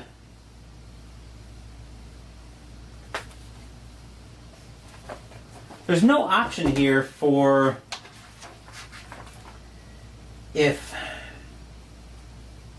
neither one is checked.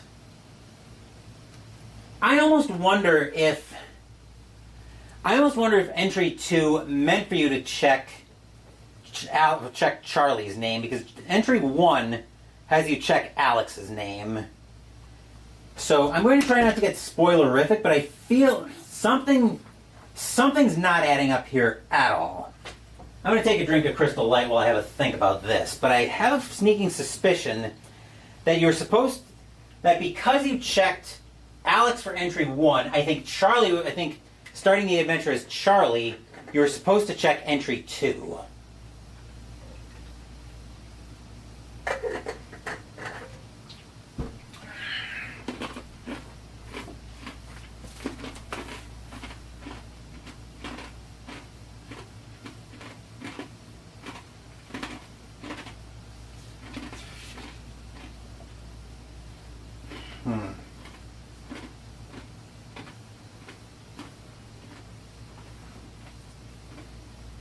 I think given that fact,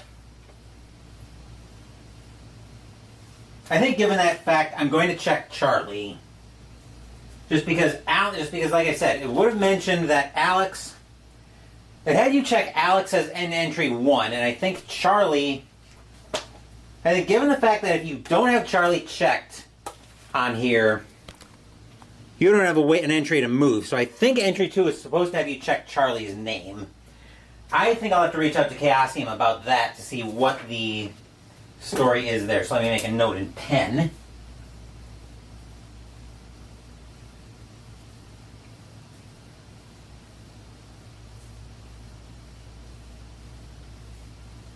I'm just making a note here so I can...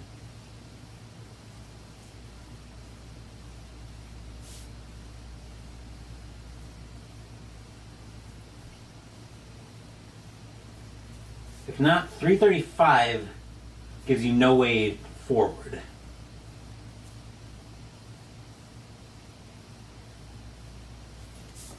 So we're going to go with that. We're going to pretend that entry 1 had you check Charlie's name, so Charlie has indeed heard the static. Over to 285.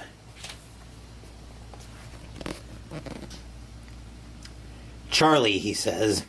You freeze. How in the hell do you know my name? The child told me. It just wants a family, Charlie. That's what we can give it. All of us. The voice in the static, you ask? It wants a family? The child, yes. You may return to this entry several times. When you do, select an option you have not already chosen. To ask what the child is, go to 337. Ask more about what the child wants, 338. Ask the stranger how he knows all this, 339. Ask if he's the man you've seen around, 340. When you finish talking, select one of the following options. Tell the man he's talking nonsense, 341. Ask him how you can leave safely, 350. My first question is, okay, what the hell is the child? Excuse me.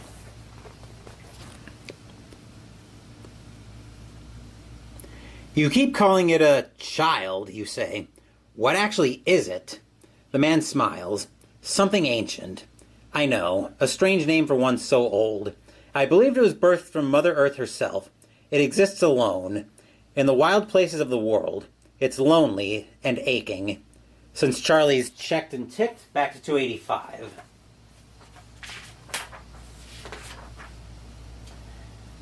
Okay, what does the child want? We know he said family, but... The child, you say. It wants a family? The man nods. It spent uncountable years alone. It sees past, present, and future. It has tried so desperately to adapt to the technology of our world, but has failed. It just wants people to be with it, here, in its home. He gestures around. Back to 285.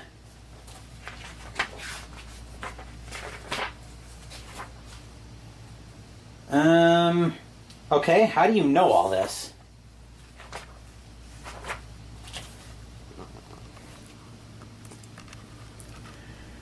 It is a burden, this knowledge. The man smiles. I came to this place years ago. I brought my camera. I wanted to document the wild, but I found something far more important to document. Something beyond the comprehension. I found that the child could somehow manipulate the magnetic particles in my videotapes to show me visions of the future. He smiles wide. And so far, they have all come to pass. The child exists beneath the earth, in the soil, in the trees, and in the pine needles at our feet. The power of the earth all around it lets it smell and taste and touch anyone who encounters it, whether they have already or not. What do you mean, you ask? It sees the future? For the child, there is only now, and now is everything all at once. It's why I was waiting for you, he says. In my time here, the child has shown me many things, all stored in my tapes. I've kept them and labeled them and tried to categorize them as best I could. Back to 285. Okay, are you the one we've been seeing around?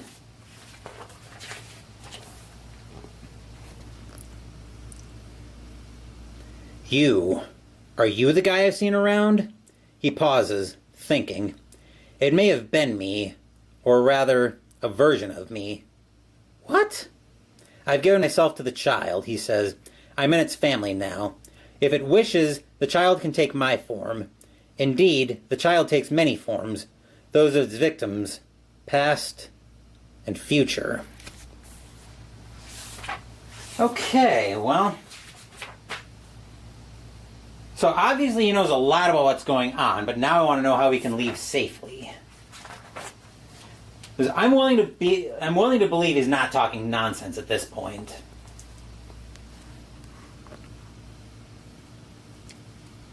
How can I get out of here? The man furrows his brow. You mean leave? Yes, you say. I want to get out of here and go home. I never want to come back here. Ever. The man shakes his head. I'm afraid it's too late for any of that. The child has chosen you. It awaited your arrival for so long. You shake your head. I don't care. I'm not staying. You turn and make to run just as a familiar voice rings out. Wait! If Alex is checked or ticked on the log sheet, you recognize Charlie's voice to 342. If Charlie is checked or ticked on the log sheet, you recognize Alex's voice. Go to 280. So there are several entries here that wouldn't give us a way forward. You spin around. There, standing on the edge of the clearing, is Alex. Their clothes are flaked with mud and dirt.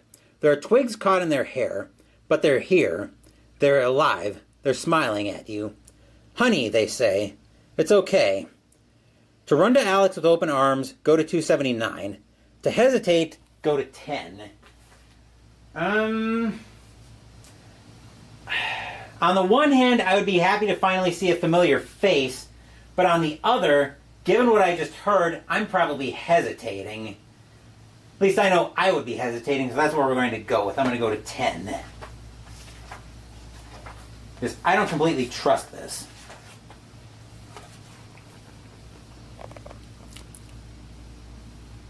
No! No!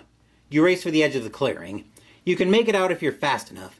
You hear the warped sound of your partner's voice calling after you, but don't turn to look back. Then you hear heavy slamming footsteps approaching fast. You can't help but look back for a moment. You see that your partner's body has warped and deformed. Their skin is split, and horrid dark branches burst from their flesh. Propelled by those disgusting long tendrils, they surge forward toward you. You turn back and race for the tree line. If you can just get there and break free, you can leave all this behind you. Make a dex roll. If you succeed to 360, fail to 359. Dex here is a 65. Let's see what happens here.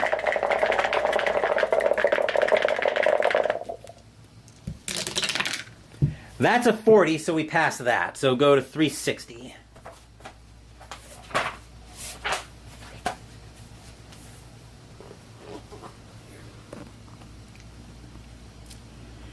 You run through the forest. You jump logs, duck under low-hanging branches, deftly avoid the moss-ridden stones. For a while, you hear the sounds of pursuit, but terror, rage, and anguish pushes you to run for far longer than you ever have before. Eventually, the sounds of pursuit fade. You keep running, tears streaming down your face. You run for hours. You only stop when the sun rises. By the light of the new day, you find your way through the trees back to a main road. You walk, haggard, for hours. Sometime in the mid-afternoon, when the autumn sun is beginning to dip, you are picked up by a passing trucker. He stares at you curiously and asks repeatedly if you are all right. You never answer him. You ask to be dropped in the center of town, but he drops you at the police station. Doesn't matter. It'll do. You head inside. Days pass in a blur of hospital visits, police reports, and soul-sucking interviews with smiling psychologists who assure you they're only here to help.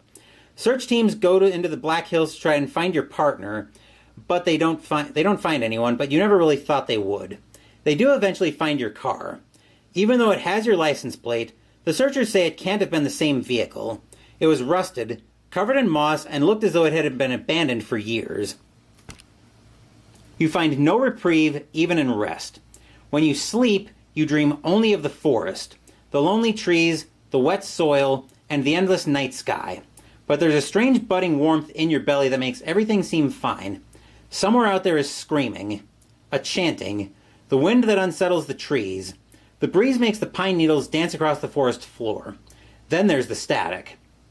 A cacophony of sound running together, blending to create a long, all-encompassing drone. It fills your head, your very being. The static is all.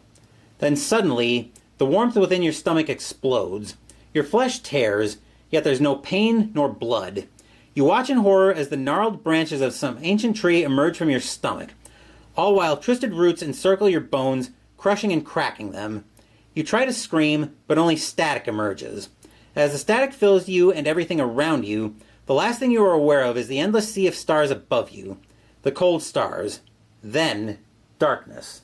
Go to 354. Well, this seems like it's going to be the end. The darkness lifts. The light of dawn brings you to wake.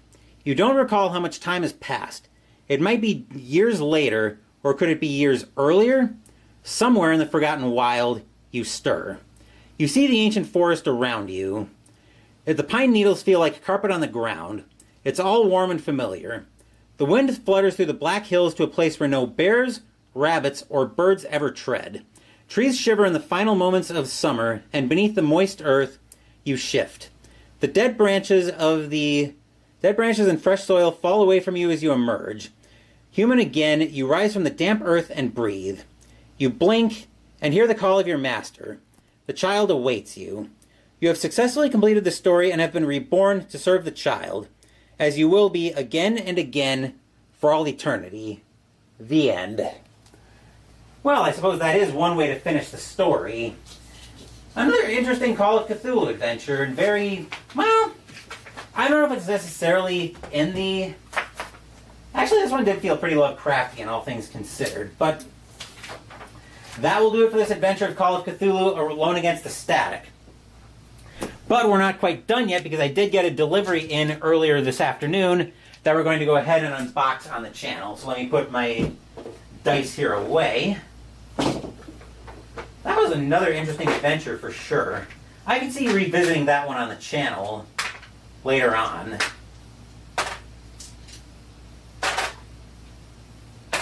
D20, D12 goes there. Okay. The dials can all get reset to goose eggs.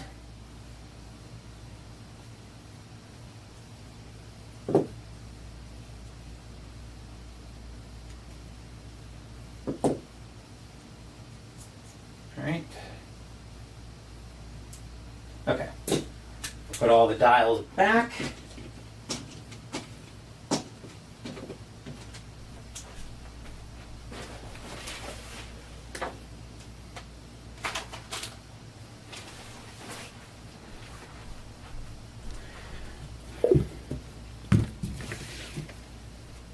And now we'll bring the delivery in shot. This is a box that I got from Jester. We actually worked out a trade for my spare copy of Hornet Leader Carrier Air Operations from DVG. So this should be that product of the delivery. And Jester, if you watch this video later, I've got an eye on tracking for your box. That should be due into you by Friday at the latest. So let's crack this open and see what we've got in here. We've got a priority mailer in here, which I have not liked these from Inside Sports, but I don't think there's any help for that at this point. I'm going to try to open this without cutting myself.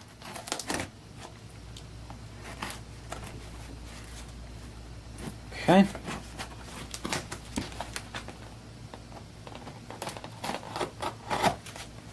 Alright, that should do. Let's let's work on getting this thing open and see what we've got in here.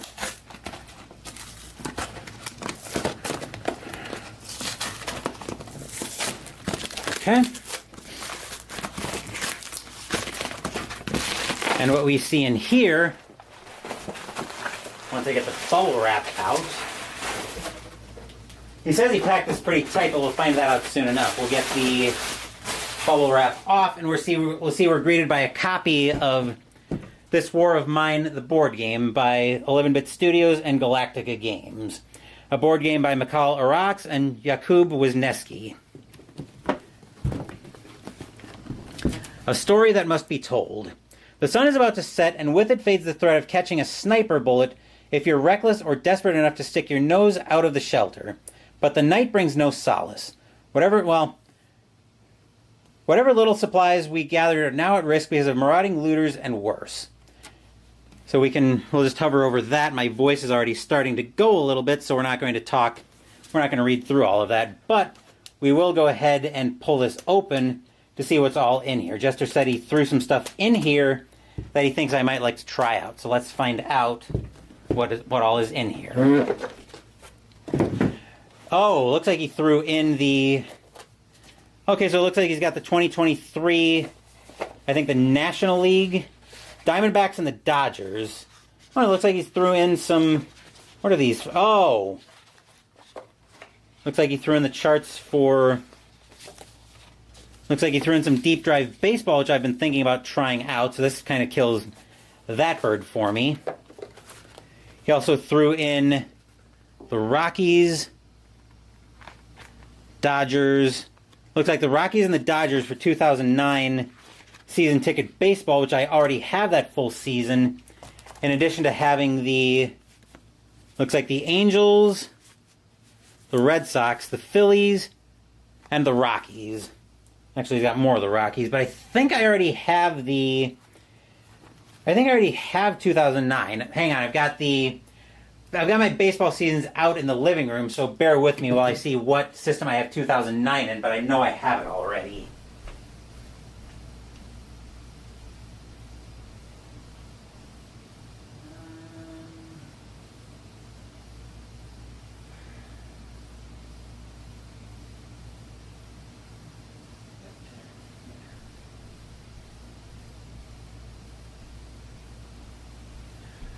So it turns out I actually already have 2009 in Inside Pitch.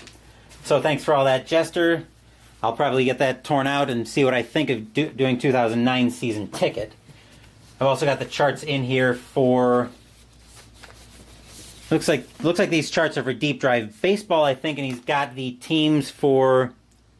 I think that's the Diamondbacks. Oh, the Diamondbacks and the Rangers. So a World Series... So the 2023 World Series for deep drive baseball, along with the 2023 players for NPNG Plus, with the Diamondbacks and the Dodgers in there. Okay, some more baseball stuff to sink my teeth into. That can actually all the baseball stuff can go to the side. I'll store that. I'll figure out a way to store that separately, but I don't need it in... this box. Anyway, we've also got the character minis in here. The tokens are all one jumbled mess. Well, they're not all one jumbled mess. We got a few different bags of tokens. This one's going to need to get sorted out, though. Then we've got what looks like prowess tokens. All the cards, which he said he left sleeved for me, so that saves me some trouble on that. And we've got the various decks, presumably. Looks like this is... Not sure. Oh, this is the journal, so we actually want it... So I think we want it like this.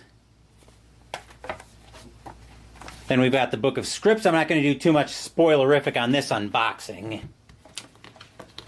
We've got a save sheet here so we can reset the game, essentially. The last day. And then we've got the full game board in here, which I'm going to clear everything else out of the way, because I want to pull this open and see how this thing lays out. Also, on an unrelated note, this is a 45 to 120 game, so this is probably going to be... I'm thinking this is probably going to be Sunday content at first glance. But let's see what I think when I lay the board out.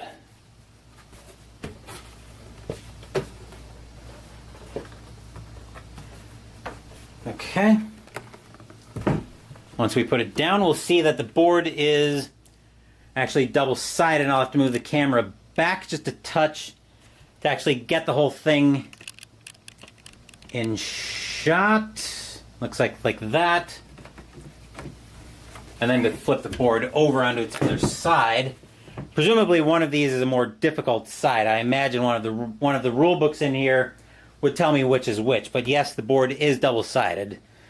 And I have watched a playthrough and a review of this, and I'm looking forward to getting this one to the table.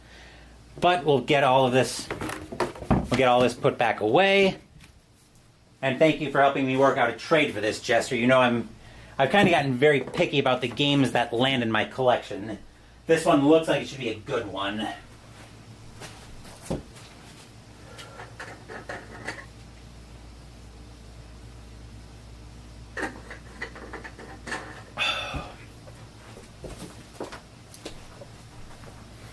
That can go back there.